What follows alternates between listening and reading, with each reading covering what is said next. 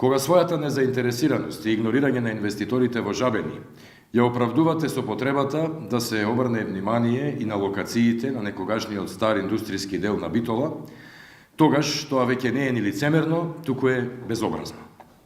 Како што злосторникот се враќа на местото на злосторството, така СДС, без трошка срам, се шета во делот на Битола во кој направи пустош, уништи, затвори и отпушти. Битола беше една од најголемите жртви на криминалната приватизација на СДС, после која остана без речиси една фабрика и скоро 20.000 семејства остави без леп.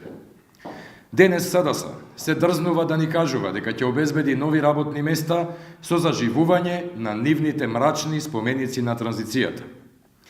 Како денес битолчани да му веруваат на некој кој се што рекол, одрекол и се што кажал, откажал и за 5 месеци не објавил ниту една инвестиција во Македонија, или барем преговори за инвестиција.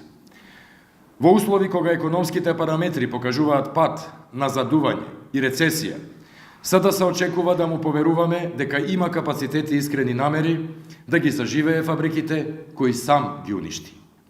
И уште нешто. Навредите и контранападите не се одговорот кој битолчани го очекуваат во врска со плановите за продажба на РЕК.